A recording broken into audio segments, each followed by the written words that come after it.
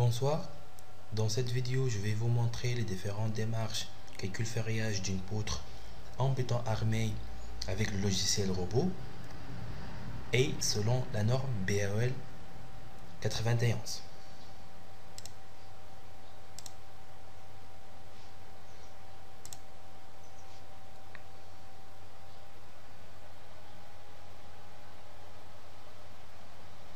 Je vais sélectionner une nouvelle poutre.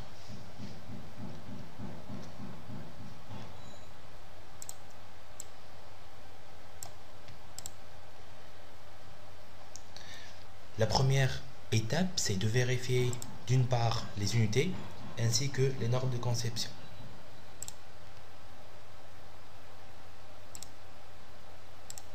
Pour les forces, on dit Newton.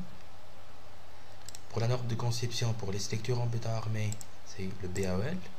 Et aussi pour les pondérations, c'est selon le BAEL 91.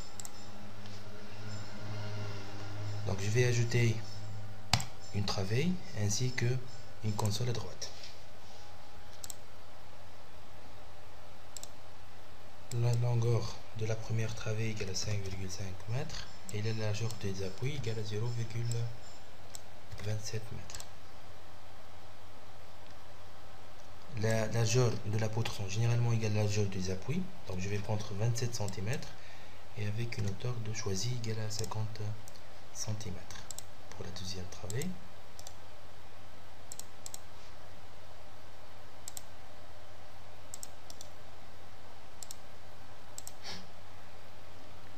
la longueur égale à 4,2 m.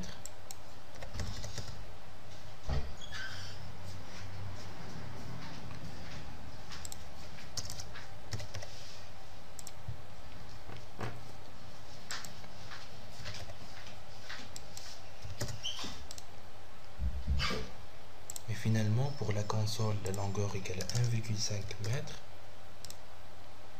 Et toujours, je vais changer la largeur et aussi la hauteur.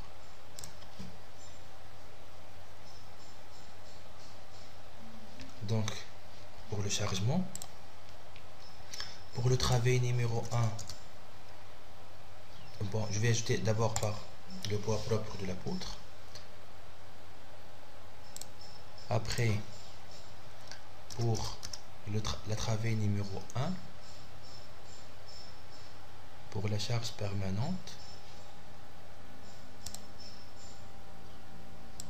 x2 égale à 5,5 m, P1 égale à 1000 kN par mètre, et ici G2 égale à 2000 kN par mètre.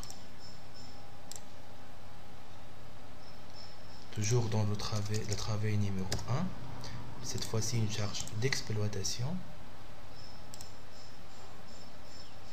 Q1 égale à 200 et Q2 égale à 400. Donc ici 200 et 400.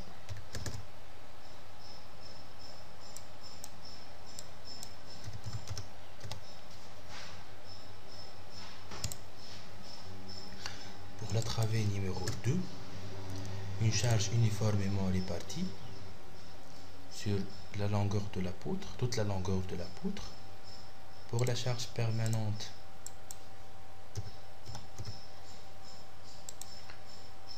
P1 égale à 1510 kN par mètre linéaire.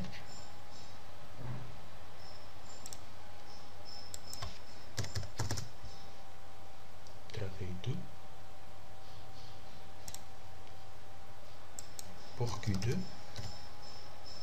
travée 2, une charge d'exploitation uniformément répartie de 250.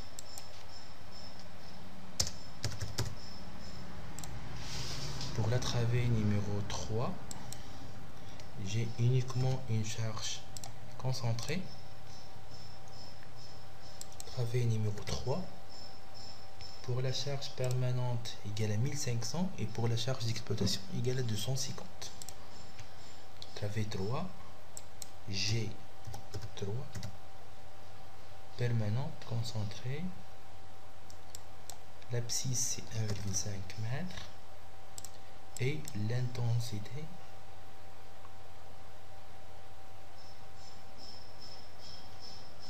Bon, ici je vais prendre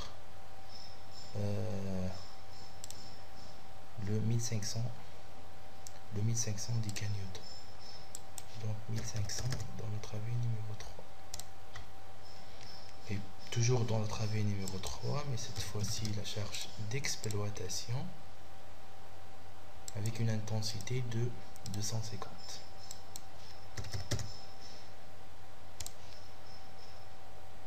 Je vais vérifier maintenant le schéma de la charge.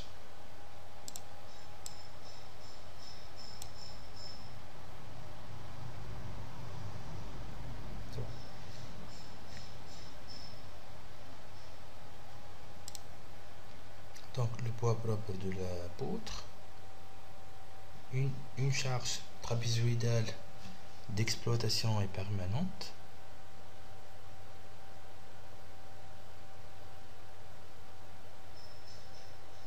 une charge uniformément répartie dans la travée numéro 2 et une charge concentrée appliquée sur la console à droite. C'est bon.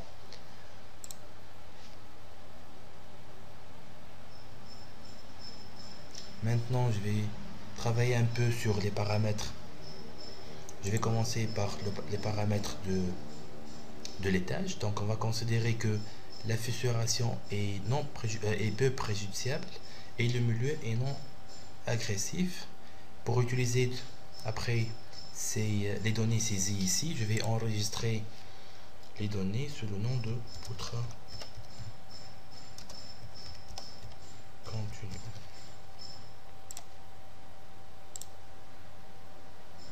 Pour l'option de calcul, en rebas, je vais prendre une valeur fixe de 2,5 cm.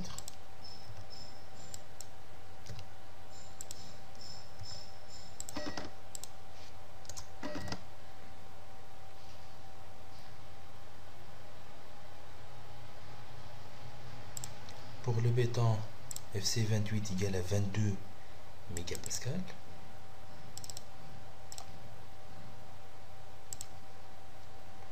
L'acier longitudinal HA400.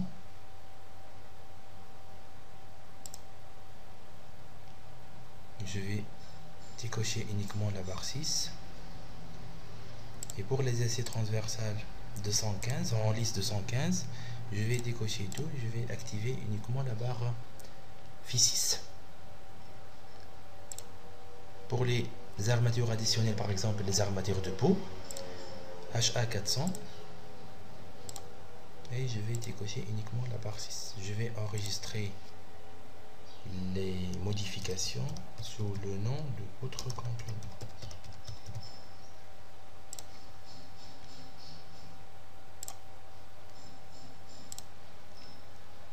Donc, pour disposition de ferraillage, le ferraillage c'est par travée, ok. Reprise de bétonnage, non.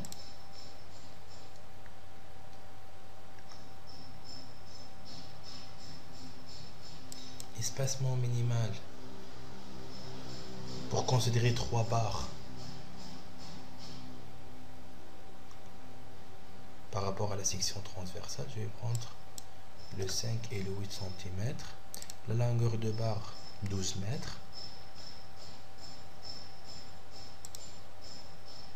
Le nombre d'élus ici disponible par rapport à la partie inférieure de la poutre égale à 4. Aussi, il faut augmenter le nombre d'élus pour la partie supérieure parce que j'ai une poutre continue et donc il existe la possibilité d'avoir une travée dans la partie supérieure et la partie tendue.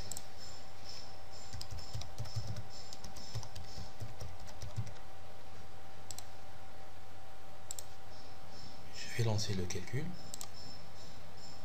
Donc générer les dessins pour les éléments calculés.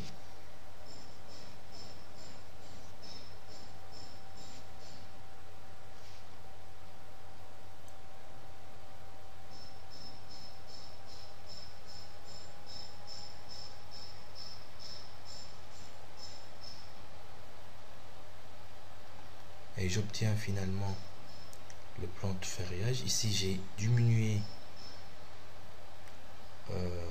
l'espacement entre les barres. Je peux augmenter pour avoir ici uniquement 3 parce que j'ai oublié que la largeur ici c'est 23, c'est 27 mètres. Donc pour passer à la travail suivante et ainsi que le console. Donc par exemple ici, double-clic ici pour revenir à la partie initiale. Et donc dans la disposition de ferraillage, je vais changer ici l'espacement entre les barres. Et je vais lancer le calcul de nouveau.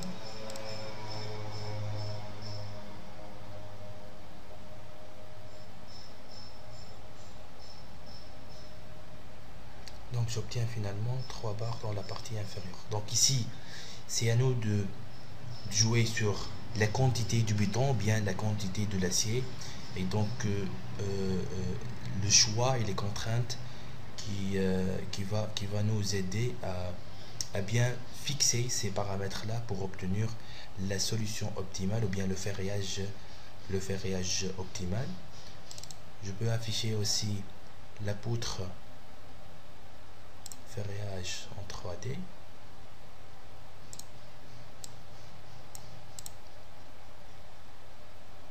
Comme j'ai dit, donc on peut diminuer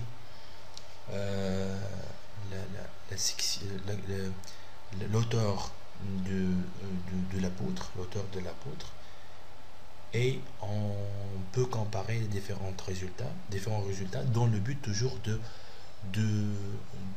chercher la solution optimale. Merci pour votre attention.